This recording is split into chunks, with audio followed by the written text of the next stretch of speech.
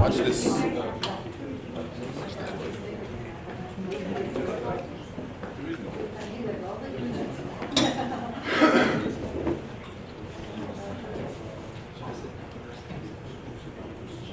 can all space out. There's no need to be. Weak.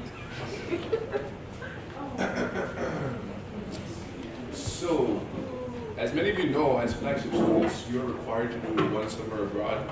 And though they kind of push two programs, either the International Chinese Language Program, which is held in Taiwan, or they push the Princeton in Beijing, which is in Beijing, China.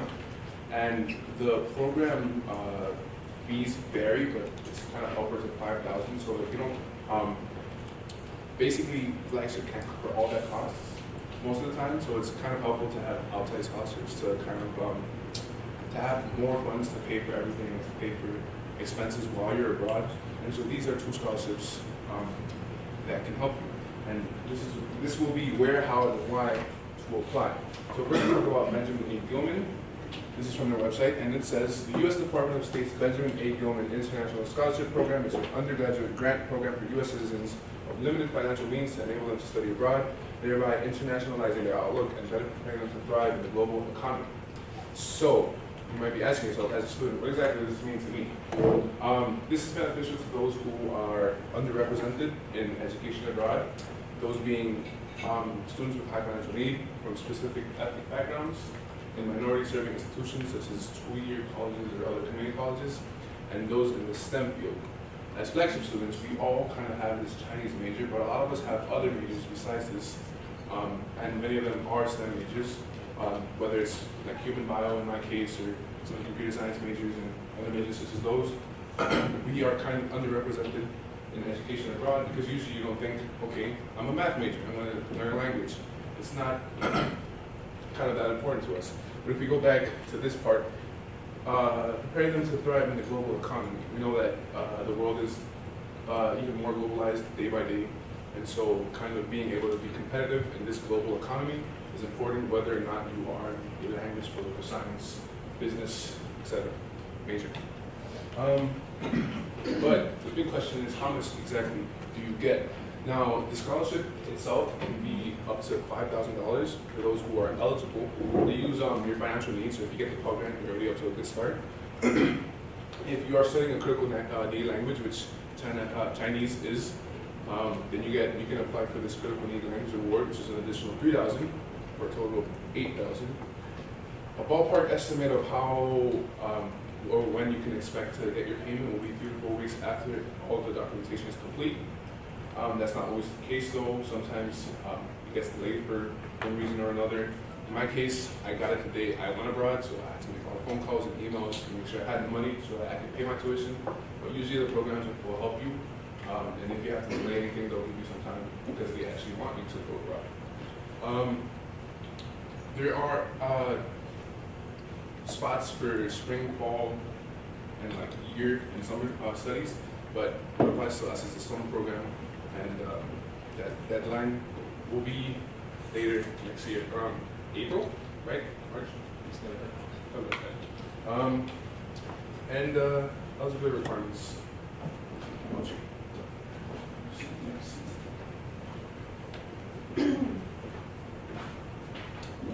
Okay, so I'll be talking about how you can be eligible to receive the Gilman Scholarship.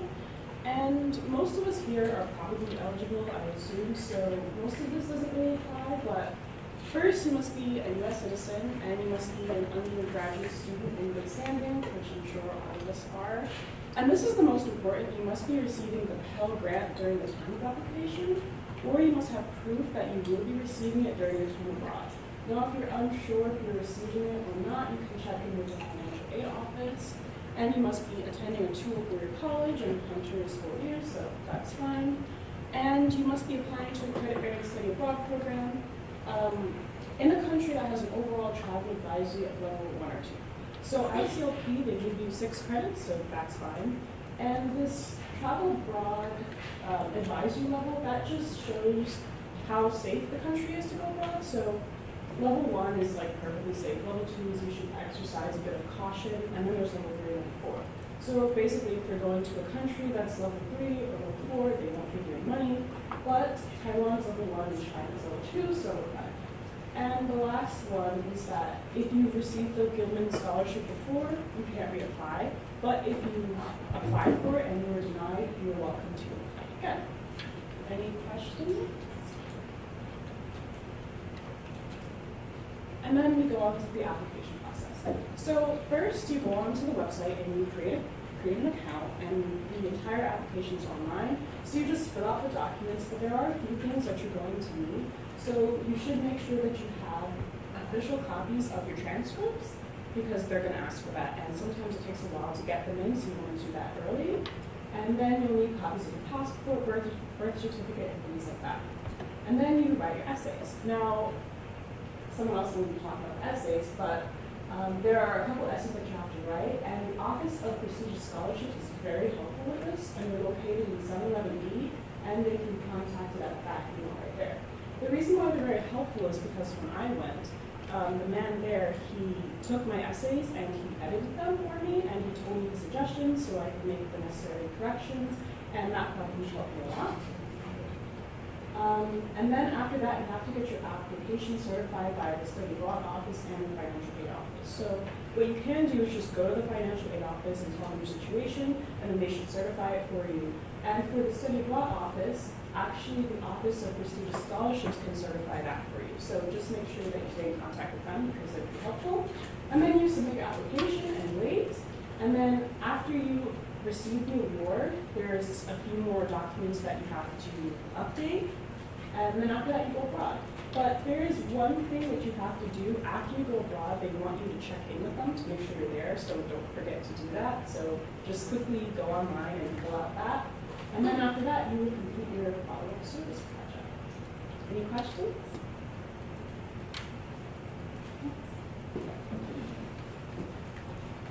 So I'll be talking about, about the essay. Oh, wait. Switch the order.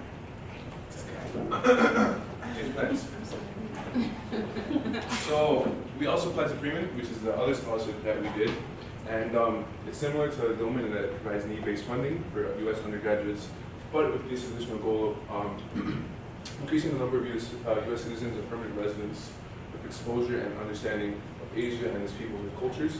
This is by encouraging students to study abroad in Asian countries. So it's basically the same kind of goal as Gilman, but Freeman has different branches. There's Freeman Asia, Freeman Europe, Middle East and Africa, Freeman different parts of the world. Except Freeman Asia is specific to Asian, so they want you to go to Asian countries. Its eligibility is basically the same as Gilman also, with good standing, meaning 2.8 GPA, you have to receive Pell Grant, and these are the countries that you can apply to as for Freeman Asia. And of course, our choices are China and Taiwan, so we are covered there. And yeah, everything else is almost exactly the same as Freeman, but just the essay is slightly shorter at 3,000 words. So if you want to copy and paste that, just kind of edit it to fit their prompt. It doesn't really matter. Now we covered the how, the where, but now the why. So if we talk about some global trends here, you can see U.S. study abroad by host nation. So you can see that most people go to Europe, and Asia ranks somewhere around number 3 on this list at 11.1%. The lowest on the list are Africa and Middle East, but you can tell that the Middle East has some kind of conflict, and their advisories are the advisory levels, as Audrey explained before, sometimes rank 3 or 4, and so students are unable to go to those countries. Same with Africa, and sometimes there's kind of conflicts going on in these regions, which makes it harder for students to go. But you can see that even something like Latin America is still like 1.5 times as much as Asian students. And from 2011 to 2015, or I guess 2012 to 2016, you can see that drop from 12.4% to 11.1%, which means that less students are going to Asian countries to study abroad. And the goal of Freeman and of Gilman is to make you more internationalized and make you more competitive in the global market. And so kind of disregarding these reasons would not be that beneficial towards you in your future careers. So 3 reasons why is, again, globalization. Countries are becoming more interconnected, and understanding their cultures and their languages is becoming more and more important. What I call self-internationalization is you understanding other countries and their cultures and their language, and and how they operate is important. So understanding that yourself is self-internationalization and exploration. You know, many of us might not have gone abroad ever, or rarely gone abroad. You can see like on Facebook or Pinterest or something like a world map and like pins on it and like, oh, you know, I've been to what countries, and this could be your first pin, or you could add to your map and, you know, explore the world around you because it's important. And now we can go back to essays and note taking. I'll be talking about, these essays pertain to both the Freeman and Gilman. You have to write a statement of purpose, and you also have to write a service proposal. The service proposal goes after, when you arrive back to the U.S., but right now you should also be focusing on the purpose statement. So these two essays are basically the most important part of the application process, so you want to be as creative as possible and also focus on answering the questions they give you. I will show you the questions, but I want to get through all of this first.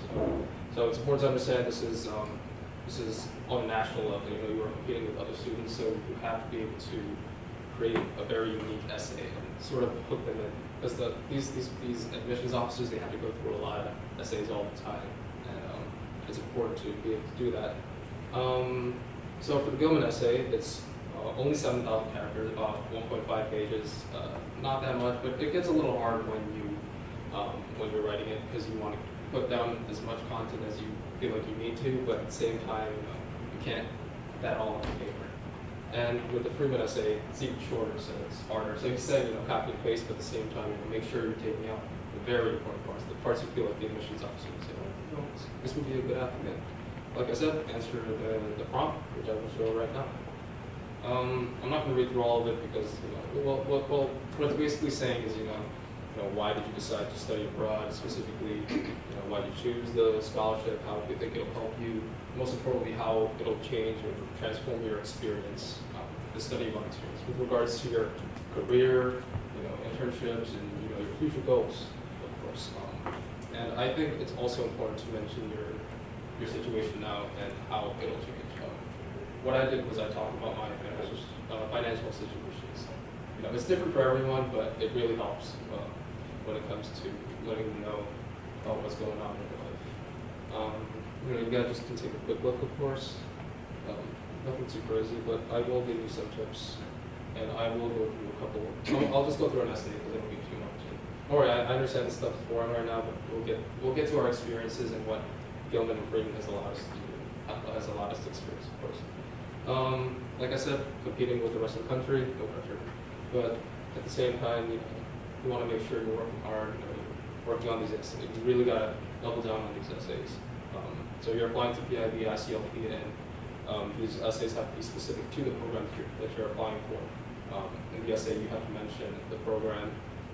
For me, I went to ICLP, so I talked about, the different resources that they'll provide me. They have a library, they have great teachers, It was very speaking oriented, and you want to talk about that. I talked about how I wanted to improve my communication skills and presentation skills, and that's exactly what ICLP is going to do for you. I'm not going to promote PIB, but that's for the PIB kids to let you know. It's very important to tie how your study abroad experience will help your future career. For me, I want to go into medicine, so it's pretty weird for someone to study Chinese and medicine, but I was able to tie that together, especially on my essay. I talked about how I'm also a human biologist, same as Alejandro. And, we're pre-med students, and we try to use Chinese as a means of making our communication skills better, and hopefully in the future, have better, make like a safer atmosphere for our patients, I guess.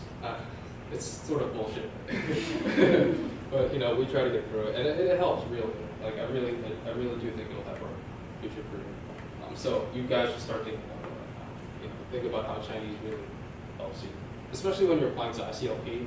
You have to write like a 200-word essay that says why you're applying to ICLP and what Chinese will do for you. So that's important. Really get down there. Like I said, Chinese.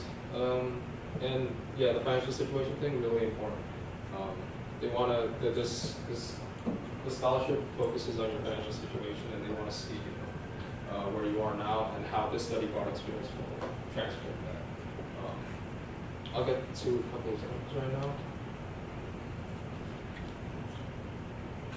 So what I did was I went online and I looked up about 3 essays, which is like this is what you guys should be trying to do. You know, looking through a lot of essays and coming up with like outlines basically. So I highlighted the essays. The paragraphs on the essays, and some of them were different. I would say this first essay here, she was more direct and it was kind of short. It wasn't even 3,000 characters. I think it was like 7,000 characters. It was like 5,000 characters. But she had a more direct approach. You know, she clearly stated her major. She went straight into what she wants to do in her coursework, which is what you need to include, of course. Make sure you mention that you are a Chinese flagship student, and that they're helping you select either ICLP or PM. Two very important things. You guys can just take a quick look at it. I'll just scroll down as you guys look. Yep. Oh yeah, and this discussion right here. I'll read the discussion for you guys so you know what they're looking for. So this discussion was online as well, but I put it down here as well. I put it down. A few key aspects for a strong contender for the Gilman Scholarship. The student spends a lot of time discussing the location of her program. She's very specific about what aspects have drawn her to the culture of London. So if you're going to either Taiwan or China, you want to be able to highlight, the cool, really fun things about Taiwan, the cultural aspects especially. For me in Taiwan, I would have to talk with my friends and I'd be like, what is Taiwan going to offer me? And they told me that, Taiwan is basically the America of Asia, as in, there's this amalgamation of different cultures from here to there. I saw like Korean culture over there. They're really big on Japanese culture too. It's crazy. But you want to mention that how it's going to transform your experience and somewhat help you in the future, of course. Opening paragraph, very important. You got to be able to hook them. For me, I talked about how I'm a Muslim American. A lot of people don't get to say that, but I talked about how that helped me, how that opened doors for me, and how broke down barriers with other people, other ethnicities, and it really helped a lot. Lastly, clarity is very important. You have to be clear with what you need to say.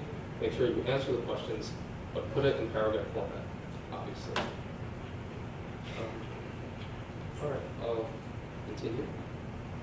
Like I said, answer the questions before putting them together, and talk about what you're going to learn. The reader in, and you gotta be clear. I have some extra tips. So you don't have to go that crazy. I read some of the essays, and there were grammatical errors and kind of spelling choices and things like that. So don't get too scared. Just make sure you. Also, the limit is 7,000 characters. You don't have to hit 7,000 characters. So just be concise and to the point. Craft your story so that they can identify with you and decide to choose you as a recipient. But then also don't get too crazy and as long as you state your point and make sure that your story is relatable, then you should be able to get this. And it's not that hard based on their essence. Yeah, and go to the Office of Prestige Scholarships, because if you just write it like I did and not put anything, then they'll definitely tell you what you should change. Yeah, you want to make sure you improve. That's really big. So, so the service project proposal, you don't really, which is basically what we're doing right now, we're trying to inspire you guys to apply to the scholarship, and hopefully you guys will do it as well. It's basically advertising for both scholarships. You want to mention the target audience, of course. For me, it was you guys and pre-med students. I'll get to that later. You want to talk about the environment in which you're going to advertise, of course.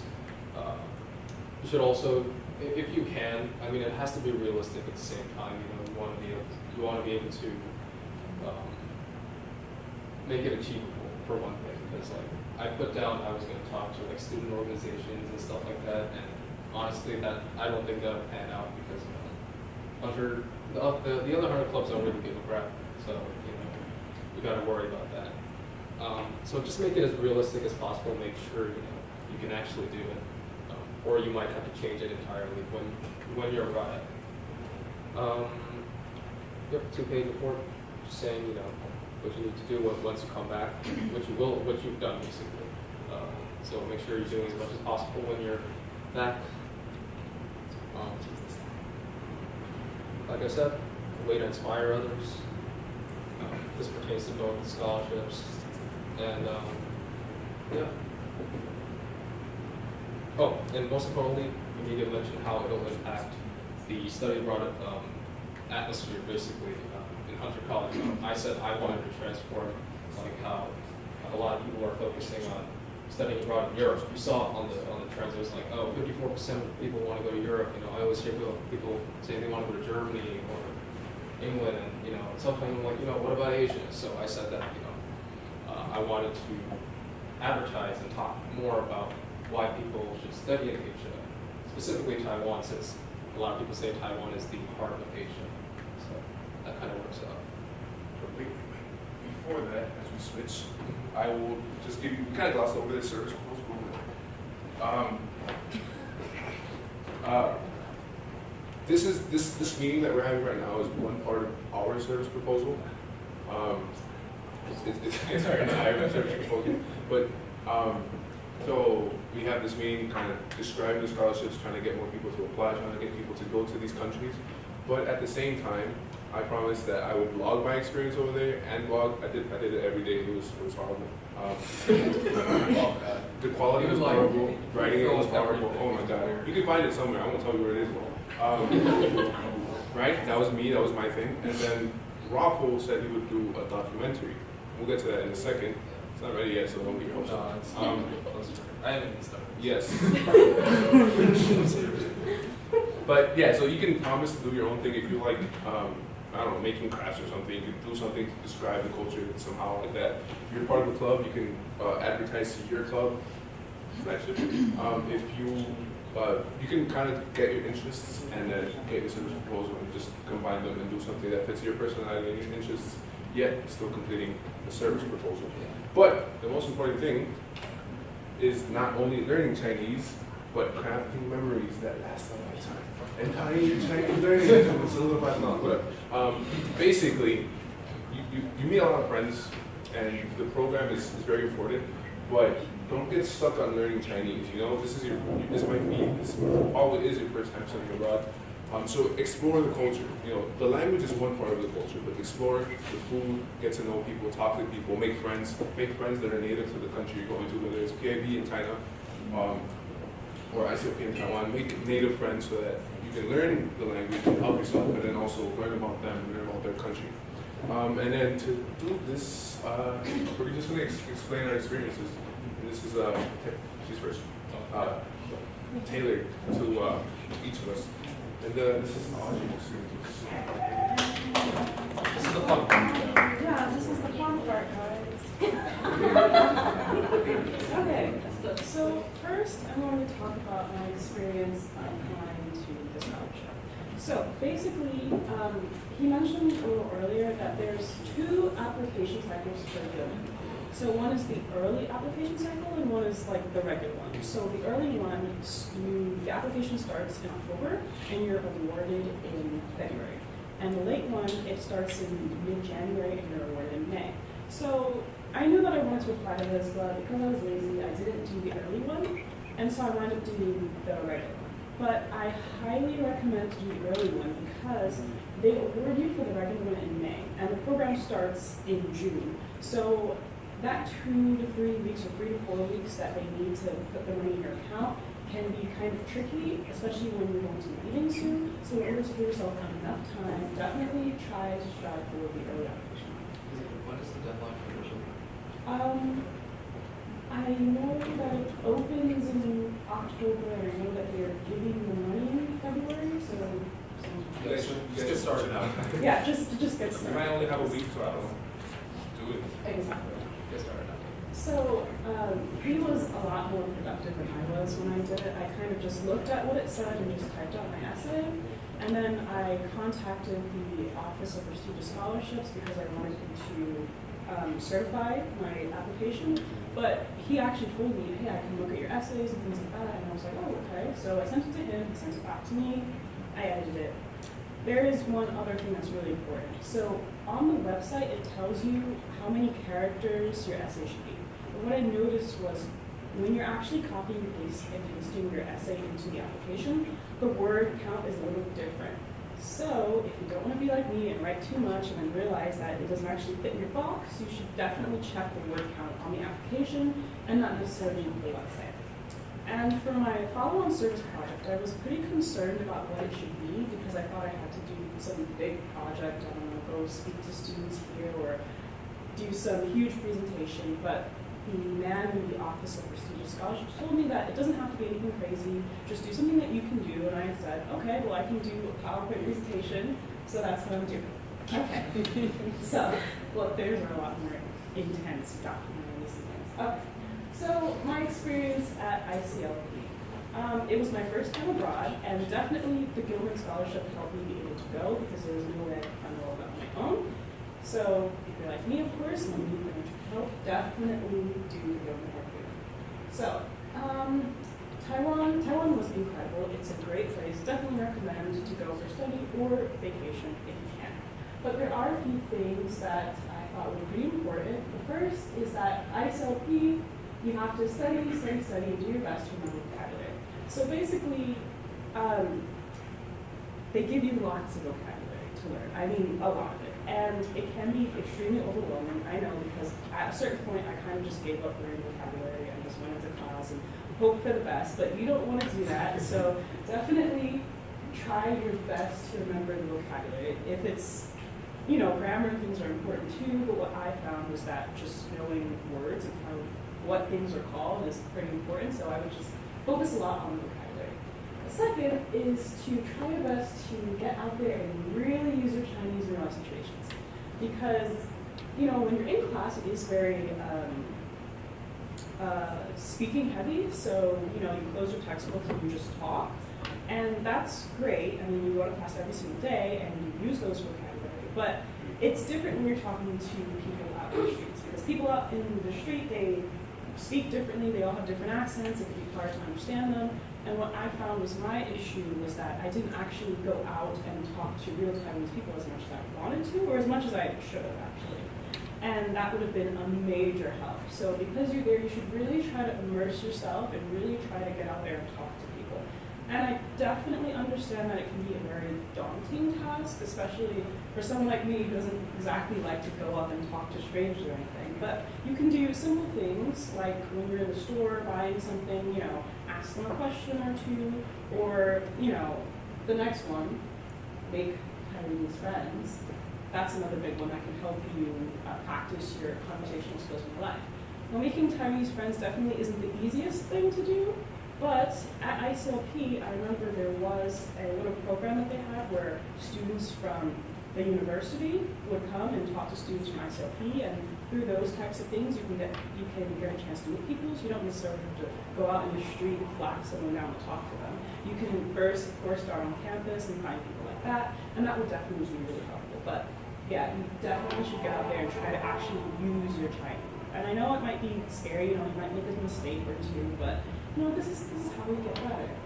And of course, do your best during the placement exam because it is very important, and I don't think I can stress that enough.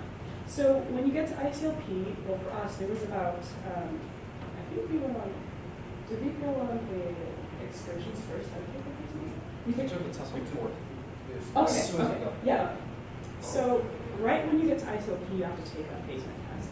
And that placement test determines what class you're going to be in. And it's extremely difficult to switch classes. So if you don't do well on the placement test, you might get placed in a class that's too low for you. And you don't want to spend the whole summer doing things that you already know. And so you want to try to be as close to your level as possible. So what I heard, or what other students before I went to ICLP told me, is that it's good to arrive maybe a week or two before the program starts, just to get accustomed, you know, get the jet lag out of your system and things like that, and then you'll be much better to the test.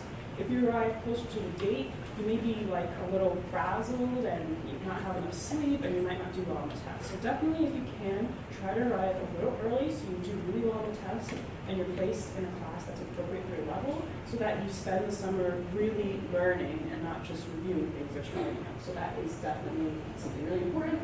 And then have fun. Of course, like we mentioned before, you are there to study Chinese, and that is definitely a big part of your experience, getting there in Chinese, but this is also a new country, and there's also lots of things that you can explore and lots of people you get to meet. So definitely study, but like don't kill yourself studying. Just study enough, and then when you're done with your homework and everything, you can go out. There's so many wonderful places, and yeah. So I guess that's it. Any questions? It's good. These things.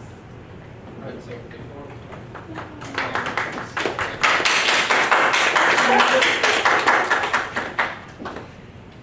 Okay, before I get to this picture, I just want to let you know we will share a PowerPoint. Yeah, I know it's very. That's very. We got some good pictures though, but we wanted before I get to this, we will send you the PowerPoint, and I can send you my my successful Gilman essay analysis. That will be helpful because I think those are the only ones that are online. If you want, you can ask us for our essays as well. I mean, if they're willing to volunteer. He's a pretty good writer, so you can ask him. I have my example. She's good. She's yes. Anyways, yes, you mentioned a lot of things about ICLP, all very important things. I think one thing that you need to know is the language pledge. Do you guys know what that is? As soon as you get there, you're going to sign something, and you should not speak English. Because this guy was speaking English all the time, he was getting in trouble. Oh my God. You get 3 strikes. He had 5 strikes. Weird. I don't know. And then he put it on me once. And I was like, what the hell? Did you mean? What? I took the blade. He took the blade. He did. But then we were talking to, so you're rooming with the teacher, so you got to be careful about that. Our teacher was Hanlocker, and if you go to ICLP, you're going to know she's like up there. She got the hookups.